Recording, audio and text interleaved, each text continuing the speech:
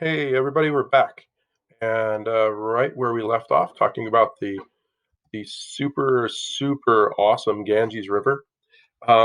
So another thing that makes the Ganges super fun to swim in is that the people when their loved ones are at the end of their life, they will bring them on their deathbed to the banks of the Ganges.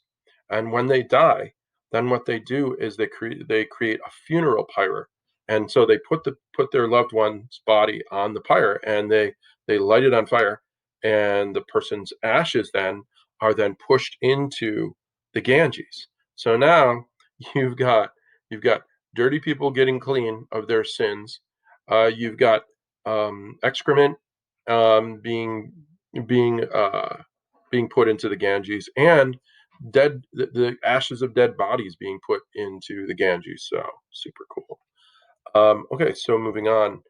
Also, beside nature, you've got animal gods and goddesses. Now, the most sacred of all the animals is the cow, and this receives honor because, first of all, it's very beneficial to a poor person to own a cow.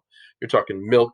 You're talking about um, things like the ability to be able to pull the plow, using pull a cart, and then of course their dung is used as essential fuel. Now, it's strictly against Hindu teaching to kill a cow, and some would rather starve than eat the meat of the cow. Most Hindus don't eat meat of any kind. There's no animal sacrifices or hunting. The monkeys are sacred. Now, the legend goes, now this is where it gets kind of cool. You see above me here, you've got Hanuman.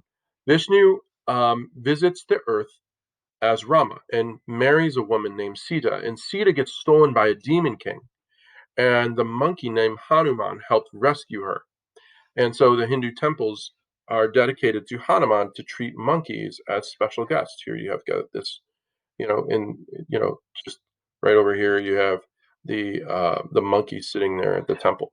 So that's cool, like Hanuman. Okay, so I want to talk about some of the very specifics about their beliefs, and let's talk about reincarnation for a minute. Okay, so all creatures, human and animal, have souls in Hindu. After death, the soul is released from the body. Uh, they burn the body, and that is the quickest way to release the soul. So that's why they do that. That's their preferred method. Now Hindus believe, um, and that's when they just dump them in the Ganges. That's pretty, that's how they do it. Now then the soul is reincarnated into a creature according to how you've lived your previous life. Right? Welcome to the Karma Show. Karma is very different than what it is for the Western world.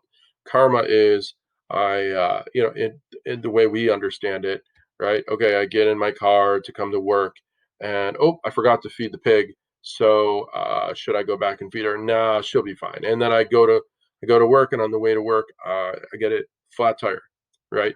And karma, this force that's above all things, this force, this equalizing force of is making sure that something bad happened to me because I was not kind enough to go back and feed, my pet.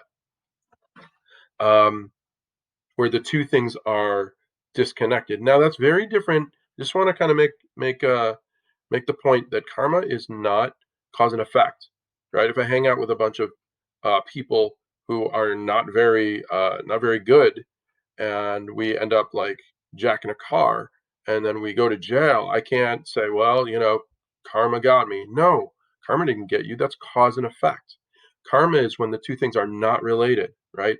And that some supernatural force made sure something bad happened to you you know um, because of something you did that was not connected, right? So karma, the way we in the Western world don't does not really doesn't really work out, and it's not really true, because I would my argument against karma would be that karma is something, um, if it were true, then it would always be true, and there are far too many nice people whom bad things happen to that do not deserve what they get, and there are far too many people who are not kind and who get away with too much of the evil that they do. So if karma were true, then it would be consistent.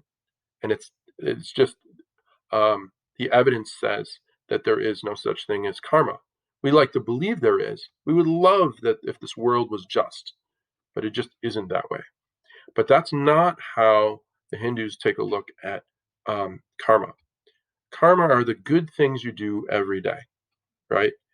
Whether or not it's good or it's bad. Now, I'll explain it in the next slide, but reincarnation happens over and over and over again until you're freed from this life and you join the world soul.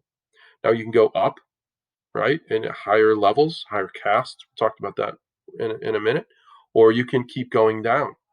And you can even go so far as to go into animals, which is below humans.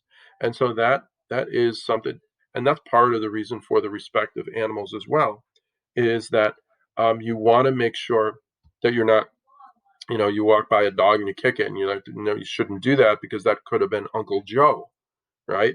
So that is a major, that's another reason why the respect for animals is a thing. Now, I want to talk about the caste system for just a minute, right? The legend explains out of the mouth of a great god came the holiest people, the priests and the scholars. Then from the god's arms, the rulers and administrators and the warriors. Then from the thighs came the merchants, artisans, tradesmen, and farmers.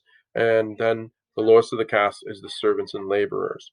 Now, these are strata of human beings, as in that one is greater than another.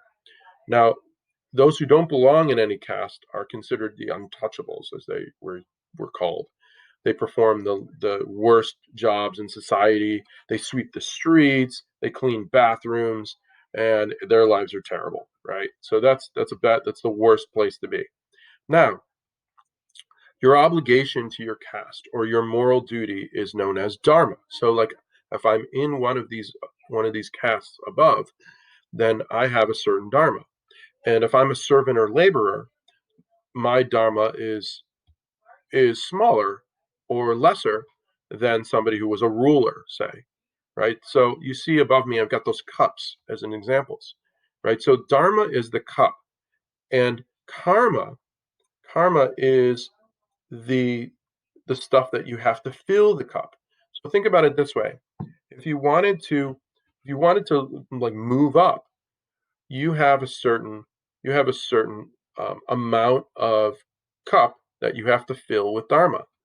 So you um, so it's harder. You have greater moral obligation if you are one person than another. That's very, very foreign from us, who we believe that all men are created equal, and that's just not the case in this system, right? Each caste has a different dharma, which must be filled with the everyday good deeds of karma. Each caste is like a different size container. The higher the caste, the larger container to fill, and therefore, the more karma one has to live up to. Um, this gets really tricky when you're dealing with staying in your caste, right? We talked about that you have to marry in your caste. You have to stay, keep that family in one lane, so to speak, right? So the issue here then, why do I have to do that? Why is that a problem, right? Because it doesn't allow for the advancement or even love, right? And so Hindus defend it, saying that it's helped their society run smoothly. Um, so, like, you might have one spouse who has a huge dharma that has to be filled and has a moral obligation, where another spouse doesn't have that big of an obligation. And that would just be very, very tricky in a family where the expectations morally for one spouse would be more or less than another. So, but also in Hindu, life for women isn't much better. And we'll talk about that in the next video.